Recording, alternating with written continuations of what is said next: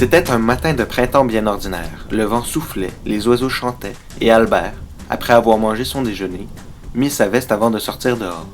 Aujourd'hui était un grand jour, il le sentait.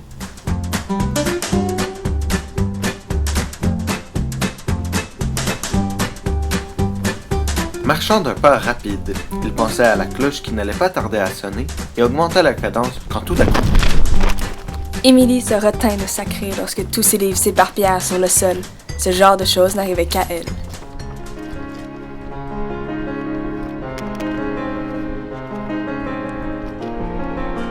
Jeanne accéléra la cadence en pestant contre ces idiots qui bloquaient le passage. Il se croyait où? À Hollywood?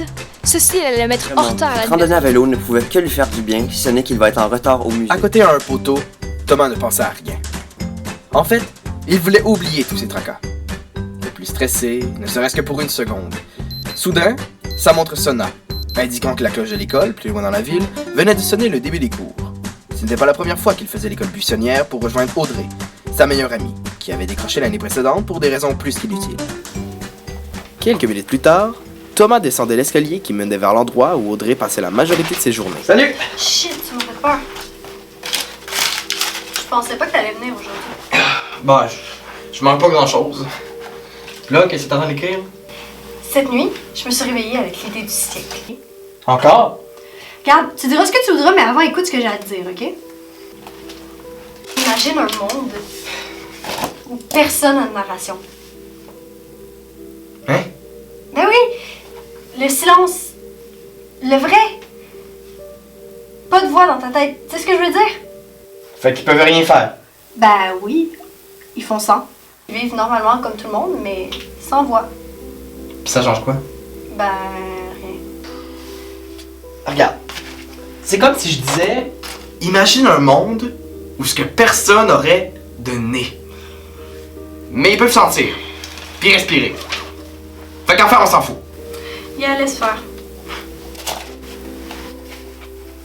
Sérieux, là, je me demande où est-ce que tu vas chercher les idées de même. Audrey avait toujours eu des idées originales, mais c'était la première fois que l'une d'elles faisait réfléchir autant Thomas. Ce qui l'étonnait plus, c'était pourquoi il n'y avait jamais pensé avant. Plongé dans ses réflexions, Thomas tourna à gauche à l'intersection, sans réfléchir.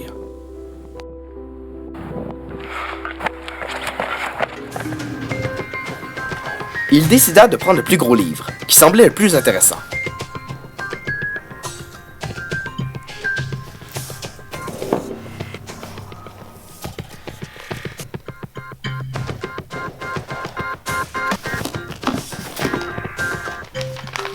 Il déposa sur la table du salon le poème qu'il s'était enfin décidé à envoyer au concours d'écriture. Mais son assurance ne dura pas longtemps, et dégoûté par son propre manque de confiance en soi, il tourna les talons et déchira la lettre.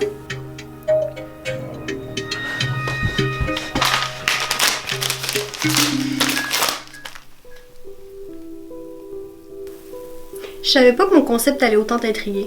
Ben j'y ai pensé, puis imagine qu'en fait la narration était comme extérieure à nous, qu'on n'avait pas vraiment d'emprise dessus. Mais voyons, Thomas, de quoi tu parles? C'est tough à expliquer. Mais je vois ça. Hey, tu te fais bien trop d'idées, là. Regarde, respire par le nez. De toute façon, y a rien de plus naturel que nos narrations. Je dis pas le contraire, là. Ah, puis laisse faire, là, tu comprends pas. Thomas respira un bon coup et prit son souffle. 16 ans déjà. Et presque tous ses amis qui étaient venus, juste pour lui. Oui, pour une fois, à cet instant précis, Thomas était vraiment heureux.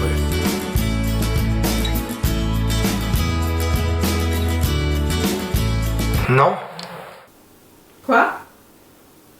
Non! Je serais pas heureux parce qu'une narration, mais...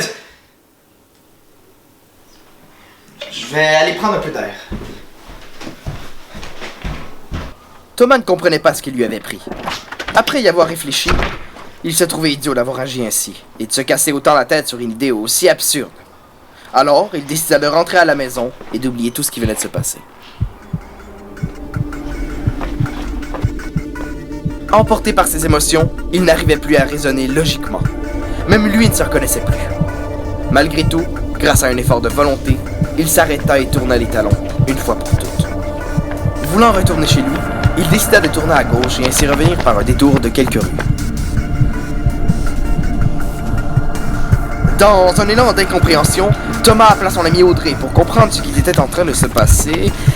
Il enleva son chapeau pour le dépoussiérer un peu, puis il le replaça correctement afin de le... Thomas tourna les talons et décida d'aller... Non! Il quitta le terrain vague. Je suis maître de mon corps, c'est Lui-même clair? ne comprenait pas Je suis pourquoi. maître de mon corps! Soudain, Je Thomas fais ce que je s'agenouilla veux! et leva les yeux au ciel. J'ai Et pas puis, besoin de toi! Il oublia courant de plus de narration. Il accéléra son regard comme si soudain, il reprit ses esprits et fit demi-tour. Mais pourquoi je devrais t'obéir, hein?